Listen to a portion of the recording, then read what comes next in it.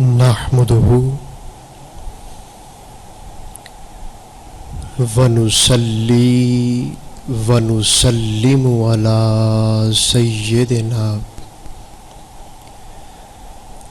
حبيبنا وشفينا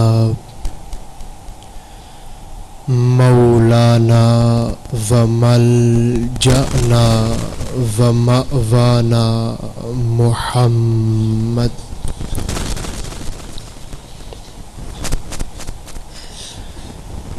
رسوله النبي الكريم الأمين المكين الحنين الرؤوف الرحيم وعلى آله الطيبين الطاهرين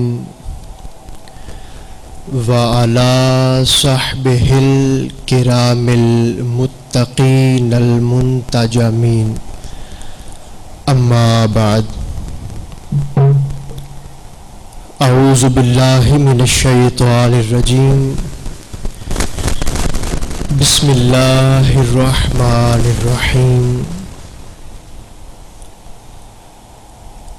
النبي أولى بالمؤمنين من أنفسهم صدق الله مولانا العظيم. ایک بار بارگاہ مصطفی میں اس عقیدے کے ساتھ درود و سلام پڑھیے کہ درودوں کے ثواب ملتے ہیں اور سلاموں کے جواب ملتے ہیں. پڑھیے الصلاۃ والسلام علیک یا رسول اللہ، الصلاۃ والسلام علیک یا حبیب اللہ، الصلاۃ والسلام علیک یا نعمت اللہ وعلی آلک واصحابک سیدی یا حجت اللہ. اللہ تبارک و تعالی جل مجدہ العظیم کی حمد و ثنا حضور نبی محترم رسول معظم کائنات حسن اور حسن کائنات صلی اللہ علیہ وآلہ وبارک وسلم کی ذات والا صفات پہ بے شمار نذرانہ ہائے درود و سلام کے بعد صدر مجلس سفیر عشق رسول اور قسیم فیضان طریقت قبلہ بابا جی مدد اللہ العالی، دیگر مشائخ و علماء کرام اور حضرات اہل محبت، ہم رب محمد کا شکر ادا کرتے ہیں جل جلالہ و صلی اللہ علیہ وسلم، جس نے ہماری گردنوں میں غلامی مصطفیٰ کا کلادہ عطا فرمایا ہے، اور جس نے ہمیں اس مقدس بارگاہ میں حاضر ہو کر اپنا ذکر خیر کرنے کی توفیق مرحمت فرمائی ہے. اللہ پاک ہم سب کی حاضری کو اپنی بارگاہ میں قبول فرما کر اسے ہم سب کے لیے توشہ آخرت اور ذریعہ نجات بنائے. وقت چونکہ انتہائی مختصر ہے، اس لیے میں بلا تمہید اپنی گفتگو کا آغاز کرتا ہوں. اللہ پاک نے قرآن مقدس میں ارشاد فرمایا النبی اولا بالمؤمنین من انفسہم. اس آیت پاک کا ترجمہ یہ ہے، فرمایا لوگو میرا نبی تمہاری جانوں سے بھی زیادہ تمہارے قریب ہے. سادہ سا ترجمہ ہے اس آیت کا کہ میرا نبی تمہاری جانوں سے بھی زیادہ تمہارے قریب ہے. اللہ رب العزت نے قرآن مقدس میں اپنی ذات پاک کے بارے میں ارشاد فرمایا نحن اقرب الیہ من حبل الورید. اللہ پاک نے اپنے بارے میں ارشاد فرمایا کہ میں تمہاری شہرگ سے زیادہ تمہارے قریب ہوں. اور حضور کے بارے میں ارشاد فرمایا کہ میرا محبوب نبی تمہاری جانوں سے بھی زیادہ تمہارے قریب ہے. اب سمجھنے کی بات یہ ہے کہ شہرگ ایک ظرف ہے، شہرگ ایک ہڈی ہے، ایک ظرف ہے، ایک برتن کی طرح ہے. اس ہڈی کے اندر خون چلتا ہے اور خون کے اندر جان چلتی ہے. اللہ پاک نے اپنے بارے میں ارشاد فرمایا کہ میں تمہاری شہرگ سے زیادہ تمہارے قریب ہوں. اور حضور کے بارے میں ارشاد فرمایا کہ میرا محبوب نبی تمہاری شہرگ، شہرگ سے اندر خون اور خون کے اندر جان، اور میرا نبی تمہاری جانوں سے بھی زیادہ تمہارے قریب ہے.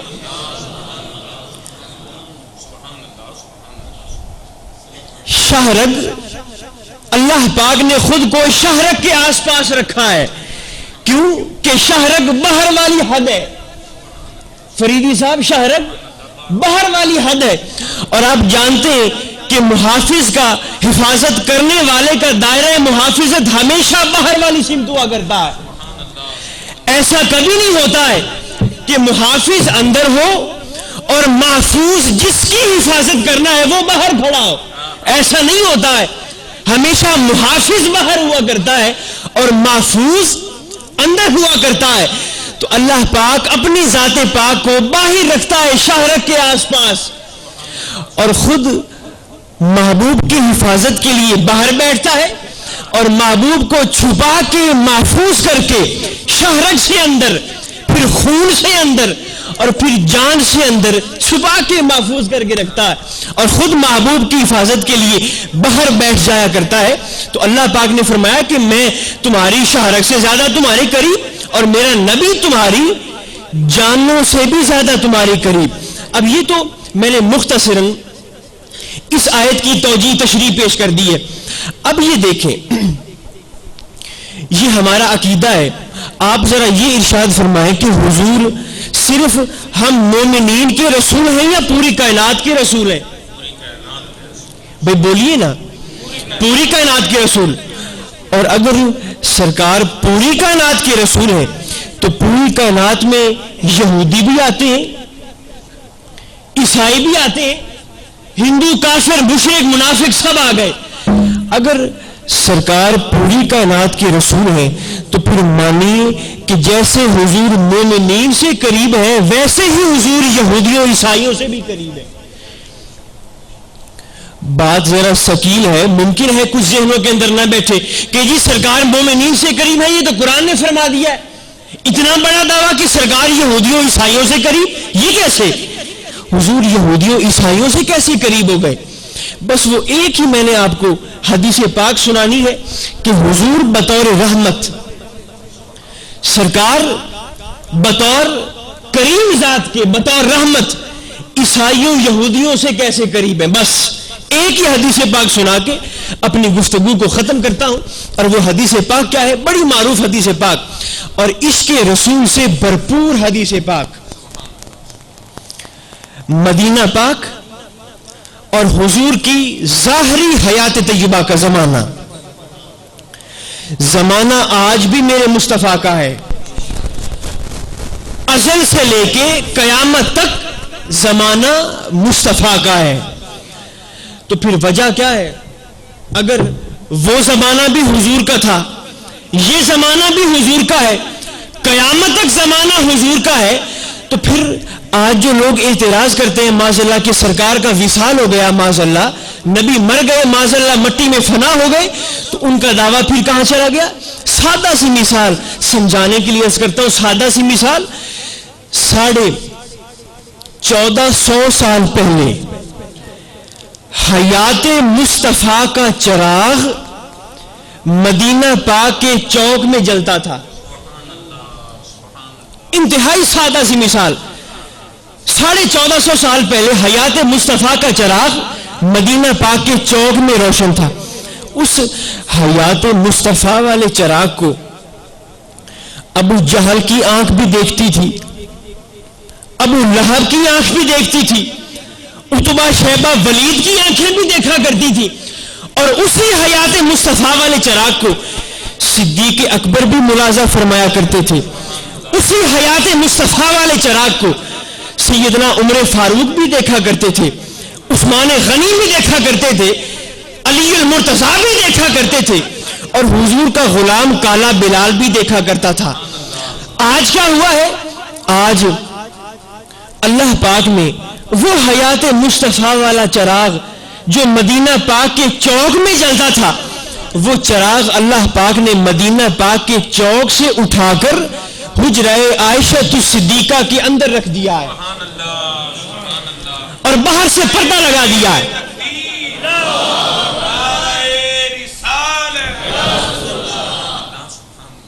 وہ حیات مصطفیٰ والا چراغ آج کہاں پہ ہے؟ آج حجرہ عائشہ صدیقہ رضی اللہ تعالی عنہا کے اندر ہے.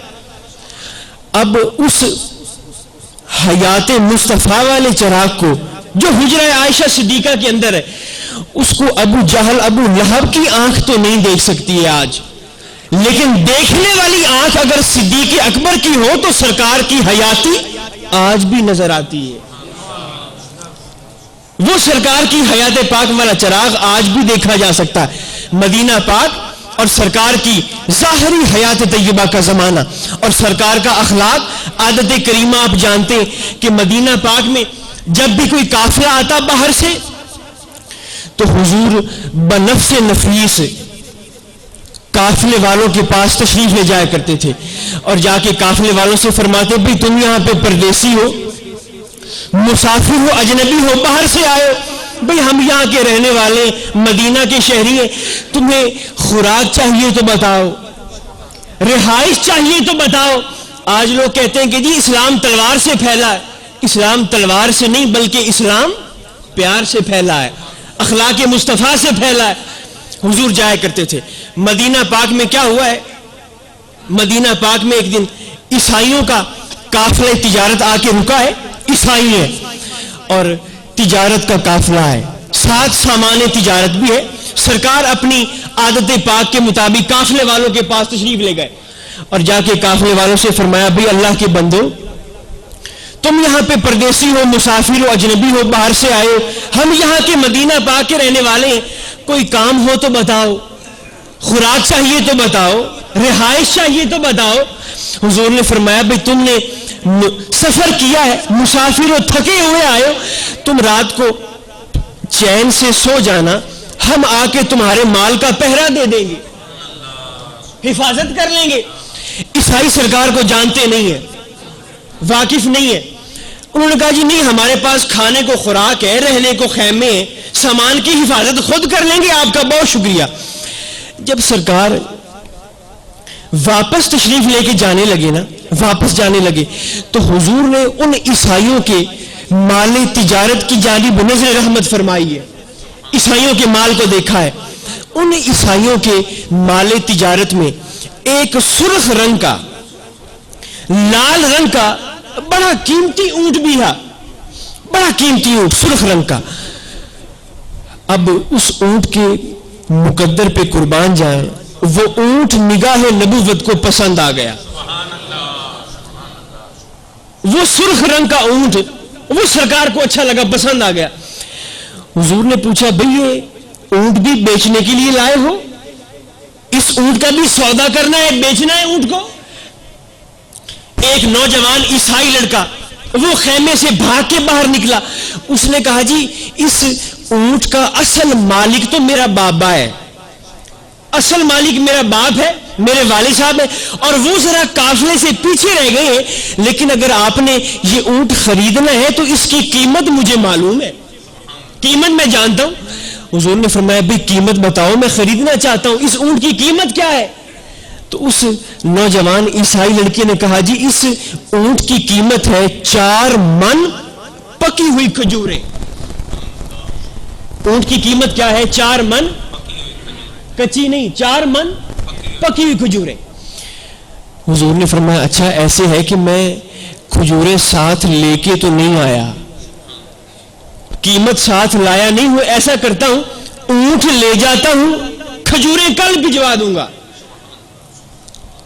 ذہن میں رکھیں کہ عیسائی سرکار کو جانتا نہیں ہے، قافلے میں سے کوئی ایک بندہ بھی نہیں جانتا ہے۔ حضور نے فرمایا میں قیمت لے کے تو نہیں آیا، ایسا کرتا ہوں اونٹ لے جاتا ہوں، تمہارے اونٹ کی قیمت کل آ جائے گی۔ اب یہاں پہ کسی کے ذہن میں یہ نہ جائے کہ معاذ اللہ اس گھڑی سرکار کے پاس دینے کے لیے کچھ نہیں تھا، حضور معاذ اللہ دینے پہ اس گھڑی قادر نہیں تھے، کچھ دے نہیں سکتے تھے، اعلیٰ حضرت عظیم البرکت کی روح وہی کہیں آس پاس ہی موجود تھی۔ فرمایا مالک کونین ہے، مالک کونین ہے، گو پاس رکھتے کچھ نہیں، مالک کونین ہے، گو پاس رکھتے کچھ نہیں، 2 جہاں کی نعمتیں ہیں ان کے خالی ہاتھ میں۔ فرمایا کسی کے حاشیے خیال کرنے بھی یہ بات نہ جائے کہ معاذ اللہ سرکار کے پاس اس گھڑی دینے کو کچھ نہ تھا، نہیں، حکمت مصطفیٰ کا تقاضا تھا۔ سرکار نے فرمایا اونٹ لے جاتا ہوں، قیمت کل بھجوا دوں گا۔ عیسائی سرکار کو جانتا نہیں ہے، مگر آپ سن کے حیران ہوں گے کہ اس عیسائی نے سرکار سے کہا حضور اونٹ لے جائیں، عرب کا سب سے قیمتی اونٹ، سرخ رنگ کا اونٹ۔ اب حضور نے اس اونٹ کی مہاڑ کو تھاما ہے، سرکار نے اس اونٹ کی نکیل کو تھاما ہے۔ جو ہی حضور نے اس اونٹ کی مہاڑ کو، نکیل کو تھاما ہے، اس اونٹ نے زبان حال سے بارگاہ مصطفیٰ میں عرض کیا حضور مہاڑیں تو ان جانوروں کی تھامی جاتی ہیں جو مالک کے نافرمان ہوتے ہیں، حضور یہ مجھے بیچنے والے عیسائی تو نہیں جانتے کہ آپ کون ہیں، سونا میں تو جانتا ہوں کہ آپ ساری کائنات کے رسول ہیں، آپ رب کے یار ہیں، یہ تو آپ نے کرم فرمایا جو میری مہاڑ کو ہاتھ لگا لیا، تھام لیا ہے، ورنہ حضور آپ کا تو اشارہ ابرو ہی کافی تھا میرے لیے، آپ کا تو حکم ہی کافی تھا۔ سرکار نے اس اونٹ کی مہاڑ کو تھاما ہے اور عازم مدینہ طیبہ ہوئے، مدینہ کی جانب چل پڑے۔ اب وہ منظر کیسا بنا ہے، وہ منظر کیسا بنا ہے، حضور کی مقدس ہاتھ میں اس اونٹ کی نکیل مہاڑ ہے، سرکار آگے آگے چل رہے ہیں، وہ اونٹ سرکار کے پیچھے پیچھے آ رہا ہے۔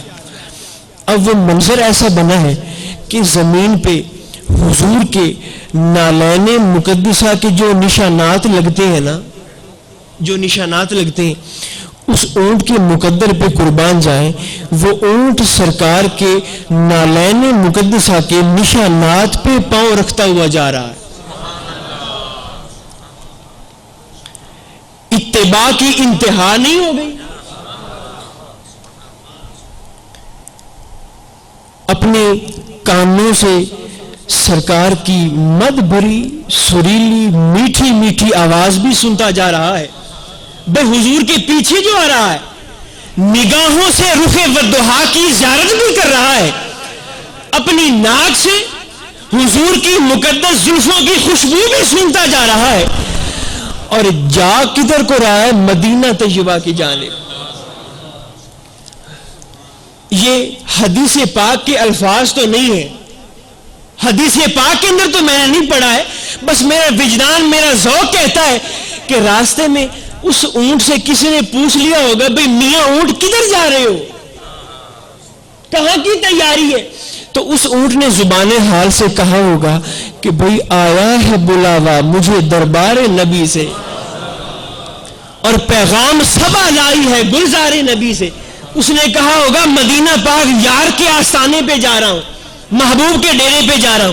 تو سرکار اس اونٹ کو لے کے مدینہ پاک چلے گئے. مختصر کرتا ہوں, پیچھے اس لڑکے کا بابا جو قافلے سے پیچھے رہ گیا تھا, وہ بابا خیمہ گاہ کے اندر پہنچا ہے, قافلے کے ساتھ ملا ہے. تو اس بابے نے آ کے اپنے مال کی پڑتال کرنا شروع کی, اس نے گنتی کرنا شروع کی. اس نے دیکھا کہ یہ میری بھیڑیں بھی کھڑی ہیں, یہ بکریاں بھی کھڑی ہیں, یہ گھوڑے بھی کھڑے ہیں, یہ اونٹ بھی کھڑے ہیں. وہ کہتا ہے بیٹے, وہ سرخ رنگ کا قیمتی اونٹ نظر نہیں آ رہا جو بیچنے کو لائے تھے, وہ اونٹ کدھر ہے جس کا ہم نے سودا کرنا تھا, اپنے گھر سے لائے تھے سرخ رنگ کا اونٹ, وہ اونٹ کدھر ہے؟ تو اس نوجوان نے کہا کہ بابا میں نے اس اونٹ کا سودا کر دیا ہے, سودا ہو گیا اس اونٹ کا. بابے نے کہا اونٹ کا سودا ہو گیا ہے, اس کی قیمت تمہیں معلوم تھی؟ اس کی قیمت جانتے تھے کس قیمت کا ہے؟ تو اس لڑکے نے کہا بابا وہ آپ نے کہا نہیں تھا اس اونٹ کی قیمت ہے 4 من پکی ہوئی کھجوریں. بابے نے کہا بھائی واہ, بڑی شاندار تم نے قیمت لگائی ہے, اس اونٹ کی یہی قیمت تھی. بابے نے کہا اب بیٹے ذرا وہ لاؤ نا, مجھے وہ کھجوریں دکھاؤ تو صحیح, تاکہ میں دیکھوں کہ وہ واقعی پکی ہے یا کچی ہے. جو قیمت تم نے وصول کیا دکھاؤ ذرا مجھے. اس بابے کے بیٹے نے کہا بابا جی وہ دراصل میں نے سودا ادھار کیا ہے, سودا ادھار کیا ہے. بابے کے ماتھے پہ تیوری آئی. اس نے کہا تم نے سودا ادھار کیا ہے, کس سے سودا کیا ہے اونٹ کا؟ کس کو اونٹ دیا ہے؟ کس سے سودا ہوا ہے؟ وہ لڑکا کہتا ہے بابا جی وہ مجھ سے بڑی غلطی ہو گئی ہے, بڑی بھول ہو گئی ہے, میں تو گاہک سے اس کا شہر ہی نہیں پوچھ سکا کہ گاہک کا تعلق کس شہر سے تھا, میں تو گاہک کا شہر ہی اس سے نہیں پوچھ سکا. بابے کے غصے میں ذرا تیزی آئی. اس نے کہا تو بڑا احمق, بڑا پاگل, بڑا جاہل ہے, قیمتی اونٹ کا سودا کر رہا ہے اور گاہک کا شہر نہیں پوچھا. اور ایک گاہک کا قبیلہ پوچھا ہوتا کس قبیلے سے تھا. وہ کہتا ہے بابا جی غلطی انسان سے ہو جاتی ہے, میں بھی بھول گیا تھا, میں تو گاہک سے اس کا قبیلہ ہی نہیں پوچھ سکا, پتہ نہیں کس قبیلے سے تھا. بابے نے کہا تجھ جیسا جاہل, احمق, بے وقوف آدمی اور بھی کوئی روئے زمین پہ ہوگا, اتنے قیمتی اونٹ کا سودا کر رہے ہو, گاہک کا شہر نہیں پوچھا, اور گاہک کا قبیلہ نہیں پوچھا, کم سے کم گاہک کا نام پوچھا ہوتا, نام کیا اس کا؟ وہ کہتا ہے بابا جی غلطی مجھ سے ہو گئی ہے اور بہت بڑی بھول ہو گئی ہے, میں تو گاہک سے اس کا نام ہی نہیں پوچھ سکا. نام کیا ہے؟ نام سے بھی واقف نہیں ہوں. بابے کا غصہ آسمان کی بلندیوں کو چھونے لگا. بابے نے اٹھایا ڈنڈا, لٹ اٹھائی اور مارنے کے لیے لگ اپنے بیٹے کے پیچھے گیا. اس نے کہا تو بڑا پاگل, بڑا احمق, جاہل ہے, اتنے قیمتی اونٹ کا سودا گھاٹے میں کر دیا ہے, گاہک کا عطا پتا, شہر, محلہ, خیش, نام, قبیلہ تو نے کچھ نہیں پوچھا. مارنے کے لیے بابا ڈنڈا اٹھائے پیچھے پیچھے, بیٹا اس کا آگے آگے بھاگ رہا ہے. مارو پکڑو کا شور شرابہ بلند ہوا. جب خیمہ گاہ کے اندر باپ بیٹے کا یہ شور شرابہ بلند ہوا نا, تو ایک خیمے کا پردہ ہٹا اور ایک عیسائن لڑکی جو انہی قافلے والوں کے ساتھ آئی ہے, عیسائن ہے, اس نے پردہ ہٹا کے دیکھا کہ یہ شور شرابہ غلغہ پڑا, یہ کس شے کا ہے؟ دیکھا تو بابا پیچھے پیچھے, بیٹا اس کا آگے آگے. لڑکی نے بابے کو روکا. اس نے کہا بابا ذرا ٹھہرو, میری بات سنو, اس میرے بھائی نے تمہارا کیا بگاڑا ہے, کیوں اس کے پیچھے لگے ہو, کیوں مارتے ہو اس کو؟ اس نے کہا بیٹی یہ بڑا احمق ہے, گھاٹے میں سودا کر دیا اونٹ کا. لڑکی کہتی بابا اس میرے بھائی کو کچھ نہ کہو, ادھر آؤ, میری بات سنو, میری بات سنو. بابا آ گیا. اس نے کہا ہاں تم کیا کہتی ہو؟ اس لڑکی نے کہا بابا تو پریشان نہ ہو, تو غمگین نہ ہو, تو گھبرا نہ, تیرے اونٹ کی قیمت کی ضامنہ میں ہوں. انا ضامنہ تو لثمن البعیر. اس نے کہا تو گھبرا نہ, تیرے اونٹ کی ضامنہ میں ہوں. یہ بلا کس نے بات کہی ہے؟ عیسائی لڑکی نے. بابے نے ڈنڈا رکھ دیا, تلوار نکال لی. اس نے کہا یہ بتا کہ تیرا اس اجنبی کے ساتھ کیا تعلق ہے؟ تلوار نکال لی. تیرا اس سے کیا تعلق ہے؟ لڑکی کہتی ہے بابا بھلا میرا اس سے کیا تعلق ہو سکتا ہے؟ میں تو آج پہلی دفعہ تیرے ساتھ اس علاقے میں آئی ہوں, میرا اس سے کوئی تعلق واسطہ نہیں ہے. بابے نے کہا بھی سارے ہی بے وقوف ہیں, ایک جانتا نہیں ہے اس نے اونٹ کا سودا کر دیا ہے, اونٹ دے دیا ہے, اور دوسری جانتی نہیں ہے اس کی ضمانت دے رہی ہے. بابے نے کہا بھئی احمق لڑکی, پاگل لڑکی, تیرا اس سے تعلق واسطہ نہیں ہے تو پھر اس کی ضمانتیں کیوں دے رہی ہے؟ ضمانت پھر کیوں دی ہے؟ اس لڑکی نے کہا بابا یہ بتاتی ہوں کہ میں ان کی ضمانتیں کیوں دے رہی ہوں, یہ بتاتی ہوں. بابے نے کہا جلدی بتا ورنہ تیرا سر قلم کرتا ہوں.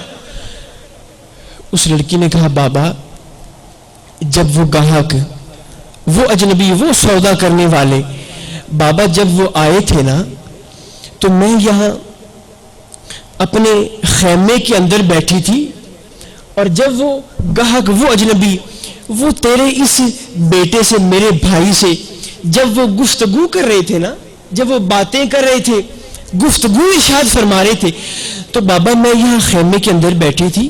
بابا ان کی آواز مد بھری, سریلی, میٹھی میٹھی آواز یہاں اندر بیٹھے میرے بھی کانوں میں آئی تھی. میں نے بھی اس گاہک کی, اس اجنبی کی آواز کو سنا تھا. اس نے کہا بابا اس کی آواز کو سننے کے بعد میرے دل میں یہ خیال آیا کہ جس بندے کی آواز اتنی حسین ہے وہ خود کیسا حسن والا ہوگا, جس کی آواز میں اتنا جادو ہے اس کے حسن میں کتنا جادو ہوگا. اس نے کہا بابا بس مجھ پہ تو قابو ختم ہو گیا. بابا میرے دل میں خیال آیا کہ میں خیمے کا پردہ ہلکا سا سرکا کے, پردہ ہلکا سا ہٹا کے سرکا کے ایک نظر اس گاہک کو, اس اجنبی کو تک لیتی ہوں, دیکھ لیتی ہوں, پھر واپس آ کے خیمے کے اندر بیٹھ جاؤں گی. بابے نے کہا پھر؟ اس نے کہا بابا جب میں یہ ارادہ کر کے اٹھی ہوں, اور بابا جب میں نے خیمے کا پردہ اٹھایا ہے نا, بابا خیمے کا پردہ اٹھانا یاد رہا, پردہ گرانا بھول گئی. بابا مجھے اتنا تو یاد ہے کہ میں نے خیمے کا پردہ اٹھایا ضرور تھا, بس وہ خیمے کی چلمن گرانا بھول گئی. اب جب بابے نے سنی نا ان کے حسن کی بات, جیسے میں آپ سن رہے ہیں سرکار کے حسن کی بات, جب اس بابے نے حضور کے حسن کی بات سنی نا تو اس بابے کے دل میں کچھ ہوا. یار کے حسن کی بات سن کے من کی کائنات میں تبدیلی آنے لگی. اس نے کہا بیٹی اچھا وہ کوئی ایسا حسن والا تھا, وہ کوئی ایسا سونا بندہ تھا, ایسا حسین و جمیل تھا. میں آپ سے پوچھتا ہوں کہ بابے کے اس بیٹے نے جس نے سرکار کو اونٹ کا سودا کیا ہے, یہ لڑکا پاگل تھا؟ بھئی بولیے تو صحیح نا. بابے کا جو بیٹا جس نے سرکار کو اونٹ دیا اس انداز میں, یہ لڑکا پاگل تھا؟ پاگل ہوتا تو باپ گھر چھوڑ کے آتا, سودے کروانے ساتھ لے کے نہ پھرتا. پاگل نہیں تھا تو پھر وجہ کیا ہے اس نے اس انداز میں سودا کس لیے کیا؟ محدثین فرماتے ہیں اس کی صرف ایک ہی وجہ ہے. اس لڑکے نے, اس نوجوان نے اس انداز میں سودا صرف اس لیے کیا ہے کہ اس عیسائی نوجوان نے, اس عیسائی لڑکے نے اپنی آنکھوں سے زندگی میں پہلی بار حسن کا شاہکار دیکھا تھا. اپنی نگاہوں سے پہلی بار اس نے کائنات کا سب سے حسین مکھڑا دیکھا تھا. بس وہ لڑکا, وہ عیسائی سرکار کو تکنے میں مست رہا, اور حضور اونٹ لے کے مدینہ باغ چلے گئے. کچھ پوچھنے بتانے کا اس کو موقع ہی نہ ملا. بابے نے جب اس کے من کی کائنات میں تبدیلی آنے لگی نا تو اس بابے نے کہا اچھا بیٹی ایسا حسن والا تھا, ایسا سونا تھا. اس بابے نے کہا بیٹی ذرا ان کے حسن کی کوئی ایک بات تو سنا. اس اجنبی گاہک کے حسن کی کوئی ایک بات تو سنا. اس لڑکی نے کہا بابا بس کیا بتاؤں, یہ حدیث پاک کے الفاظ نہیں ہے. پھر عرض کر دیتا ہوں حدیث پاک کے الفاظ نہیں ہے. اس لڑکی نے, اس عیسائی لڑکی نے سرکار کے حسن کی بات سناتے ہوئے یقیناً کہا ہوگا بابا جی تھوڑی دیر ہوئی ایک آیا کالیاں زلفاں والا، تھوڑی دیر ہوئی ایک آیا کالیاں زلفاں والا، دو تین گھڑیاں گھر وچ ٹھہرا کر گیا نور اجالا۔ اس بابے کی گرفت تلوار پہ ذرا ڈھیلی ہوئی، حسن کی بات سن کے تلوار پہ گرفت ذرا ڈھیلی ہوئی۔ اس نے کہا بیٹے بڑی مختصر سی بات تو نے سنائی ہے، بڑی چھوٹی سی بات سنائی ہے، مجھے ذرا ان کے حسن کی کوئی لمبی بات سنانا، اور بات سنانا، وہ کیسے حسن والے تھے، کیسا سونا بندہ تھا وہ۔ تو اس لڑکی نے یقیناً کہا ہوگا بابا جی آئے تھے وہ کھڑے کھڑے، آئے تھے وہ کھڑے کھڑے، نہ وہ بیٹھے نہ میں بٹھا سکی، آئے تھے وہ کھڑے کھڑے نہ وہ بیٹھے نہ میں بٹھا سکی، رہی دل کی دل ہی میں حسرتیں، نہ وہ سن سکے نہ سنا سکی۔ بابا نے کہا بیٹے مصیبت یہ ہے کہ تجھے لمبی بات نہیں آتی ہے، مختصر سی چھوٹی سی بات کر کے تو چپ ہو جاتی ہے، تجھے لمبی بات نہیں آتی، اور سنانا وہ کیسے حسین تھے، کیسے حسن والے تھے، ان کے حسن کی کوئی اور بات سنا۔ اس لڑکی نے یقیناً کہا ہوگا ایک ماہ مدن، ایک ماہ مدن گورا سا بدن، نیچی نظریں پر کل کی خبریں۔ شاعر عقیدہ اہل سنت کو ظاہر کر رہا ہے، ایک ماہ مدن گورا سا بدن، نیچی نظریں اور کل کی خبریں، دکھلا کے پھبن۔ جو اردو سمجھتے ہیں ہندی سمجھتے ہیں، پھبن کہتے ہیں نخرے کو، کسے کہتے ہیں؟ نخرے کو۔ ایک ماہ مدن گورا سا بدن، نیچی نظریں اور کل کی خبریں، دکھلا کے پھبن، وہ سنا کے سخن، مورا لوٹ گئے سب تن من دھن۔ اس بابے کے ہاتھ سے تلوار چھوٹ گئی، زمین پہ گر گئی، تلوار چھوٹ گئی، بابے نے ہاتھ باندھے، کہتا ہے بیٹی تجھے خدا کا واسطہ ہے ان کے حسن کی آخری بات سنا دے، آخری بات سنا ان کے حسن کی۔ اس نے کہا بابا مجھے زیادہ باتیں نہیں آتی ہیں، زیادہ باتیں میں نہیں جانتی۔ اس نے کہا بیٹے آخری بات سنا دے۔ اس لڑکی نے کہا ہوگا بابا جی یہ آسمان پہ 14ویں رات کا چاند دیکھ رہے ہو؟ اس لڑکی نے کہا ہوگا یہ آسمان پہ 14ویں رات کا چاند دیکھا ہے؟ بابے نے کہا بیٹے دیکھ رہا ہوں۔ اس لڑکی نے کہا بابا لگتا یوں ہے کہ یہ چاند بھی ان کے حسن کی خیرات لے کے روشن ہے۔ اس نے کہا بابا جب وہ گاہک وہ اجنبی جا رہے تھے نا تو میں تو ان کے قدموں سے اٹھنے والی دھول کو بھی تکتی رہی، دھول کو بھی دیکھتی رہی۔ مختصر کرتا ہوں، مدینہ پاک میں رات ہو گئی ہے، مدینہ پاک میں شام ہو گئی ہے، اور رات کے وقت بستر ان تینوں نے بچھا لیے، بابے نے بھی، اس کے بیٹے نے بھی، اس لڑکی نے بھی، بستر تینوں نے بچھا لیے، لیکن نیند تینوں میں سے کسی ایک کو بھی نہیں آ رہی ہے۔ جس نے دیکھا ہے اسے اس لیے نیند نہیں آ رہی کہ پتہ نہیں دوبارہ مقدر میں زیارت ہے بھی صحیح کہ نہیں ہے، اور جس نے نہیں دیکھا یہ بابا سن سن کے مشتاق دیوانہ ہو گیا کہ پتہ نہیں وہ کیسا حسن والا ہوگا، کیسا سونا ہوگا۔ بستر بچھا لی ہے تینوں نے، نیند نہیں آ رہی ہے۔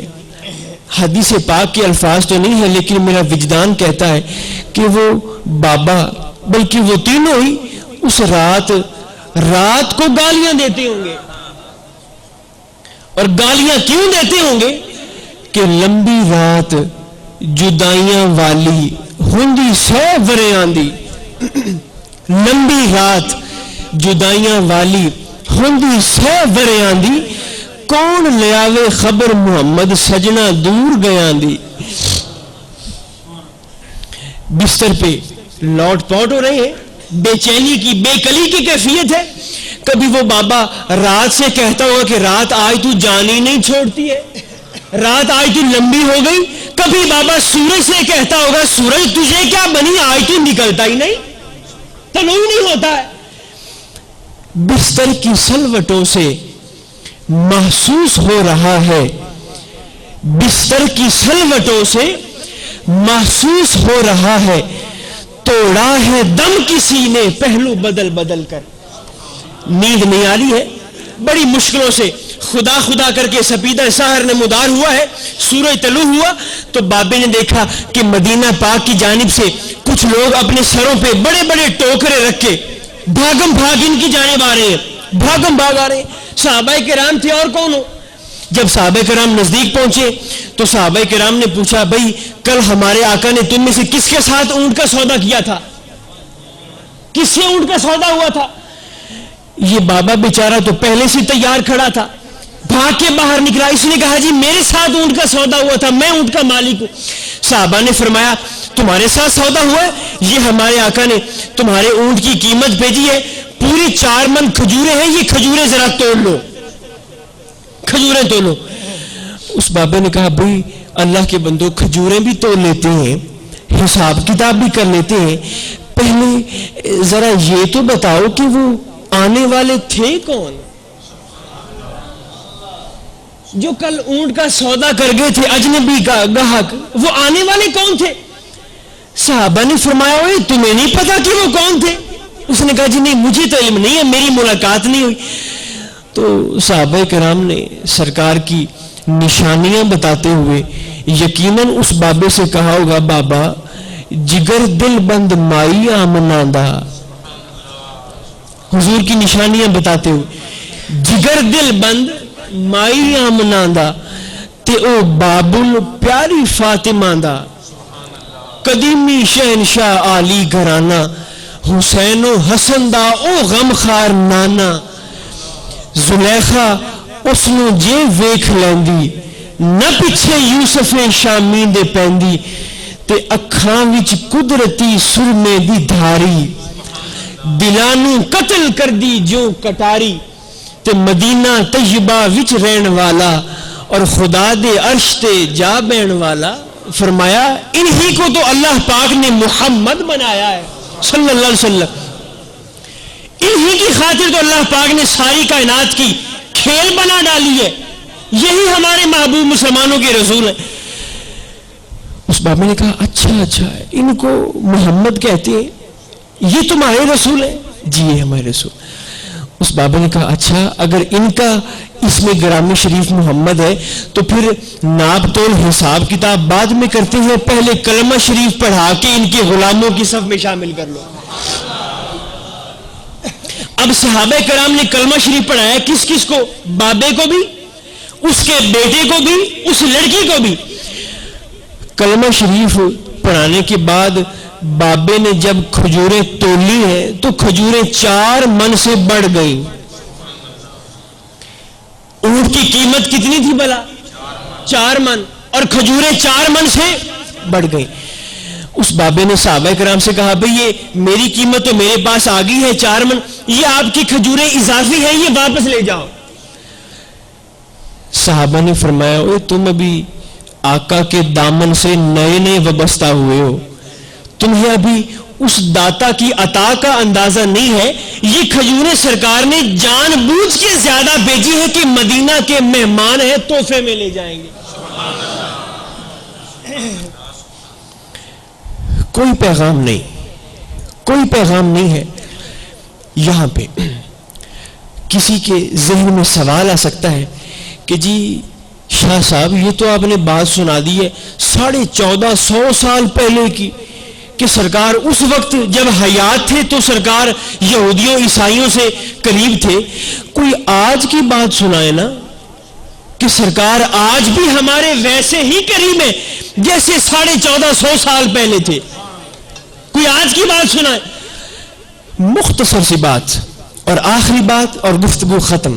کہ سرکار آج ہم منگتوں کے کیسے قریب ہیں, آج ہم غلاموں سے کیسے قریب ہیں. بھئی پیر صاحب کی بارگاہ میں بیٹھے ہیں, جاگ رہے ہیں کہ سو گئے ہیں؟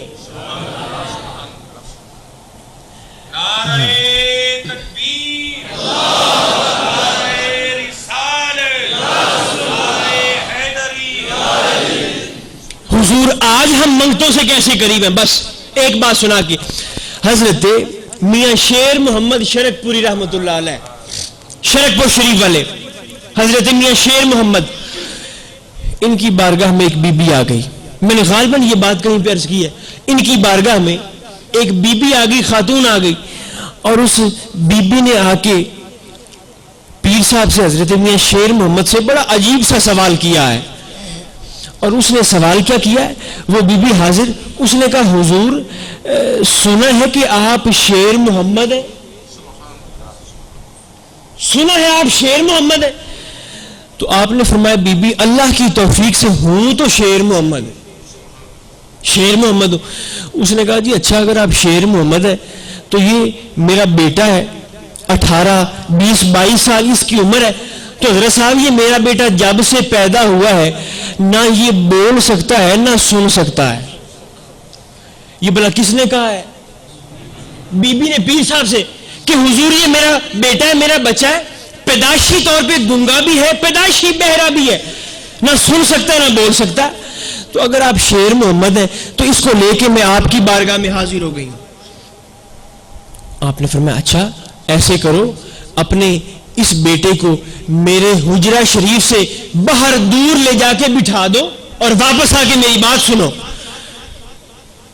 پیر صاحب کا حکم تھا, کون ٹالے. بی بی نے ہاتھ پکڑا بیٹے کا, حجرہ شریف سے باہر جا کے بٹھا دیا, واپس پیر صاحب کی بارگاہ میں حاضر. اب حضرت میاں شیر محمد نے اس بی بی سے مخاطب ہو کے فرمایا بی بی اب دوبارہ اپنے بچے کے پاس جاؤ, بیٹے کے پاس جاؤ, اور اس سے جا کے کہو کہ تمہیں شیر محمد بلاتے ہیں.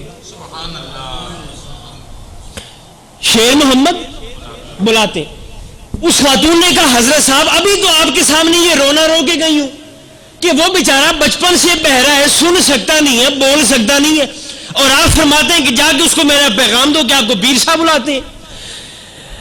آپ نے فرمایا بی بی تم نے یہی تکرار شروع کر لیا, تم جاؤ تو صحیح, اسے میرا پیغام دو تو صحیح.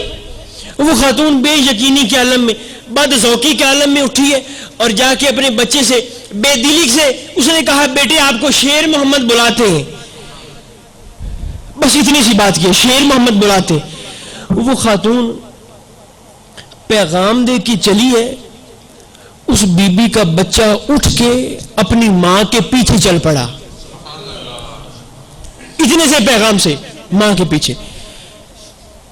ماں تو ورطہ حیرت کے اندر مبتلا ہو گئی کہ یہ میرا بیٹا جو 20 سال سے سن نہیں سکتا ہے اب یہ پیر صاحب کا پیغام سن کے چلا رہا ہے. ماں کی تو خوشی کی حیرانی کی انتہا نہ رہی. اس نے بچے کا ہاتھ پکڑا, بھاگی بھاگی خوشی سے پیر صاحب کی بارگاہ میں حاضر. حضور یہ پہلے سنتا نہیں تھا, آج آپ کا پیغام سن کے حاضر ہو گیا ہے.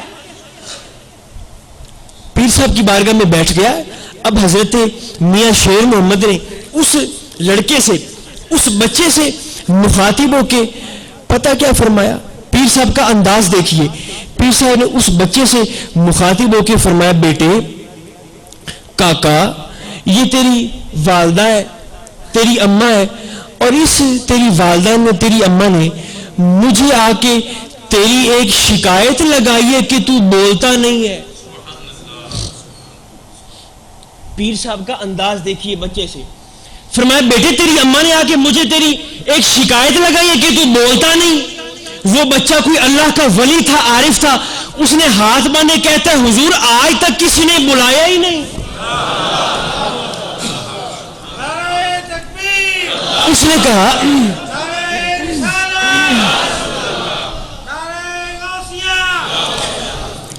حضور کوئی بلانے والا ہوتا تو میں بولتا نا, کسی نے مجھ سے گفتگو ہی نہیں کرنا چاہی تو میں کس سے باتیں کرتا. اس نے کہا سونا آج آپ نے بلا دیا ہے تو آج سے بول پڑا ہوں. سوال میرا پھر وہی ہے جہاں سے بات میں نے شروع کی تھی. اگر حضرت میاں شیر محمد کو سرکار کی قربت، سنگت، صحبت، معیت اور نسبت نصیب نہ ہوتی تو اللہ پاک پیر صاحب کو کیا اتنے بلند مقام پہ فائز فرماتا؟ ہرگز نہیں، ہرگز نہیں۔ بس چونکہ مجھے کہا گیا تھا کہ آپ نے نسبت پہ بات کرنا ہے، اس لیے آخری پیغام نسبت کے حوالے سے دے کے جانا چاہتا ہوں کہ یہ نسبت حضرت میاں شیر محمد کو اگر سرکار سے نسبت نہ ہوتی، ان کو کبھی اللہ پاک اتنا بلند مقام عطا نہ فرماتا۔ یہ نسبت مصطفیٰ ہی ہے، یہ نسبت اولیاء ہی ہے جو انسان کو تحت سرا سے اٹھا کے عرش اولا پہ لے جاتی ہے۔ اللہ پاک ہم سب کی نسبتوں کو قائم و دائم رکھے اور ان نسبتوں کے ساتھ ہمارا خاتمہ فرمائے۔ اللہ پاک ہم سب کی حاضری کو اپنی بارگاہ میں قبول فرما کر اسے ہم سب کے لیے توشہ آخرت اور ذریعہ نجات بنائے۔ صلی اللہ تعالی علی خیر خلقہ محمد و علی آلہ و اصحابہ اجمعین۔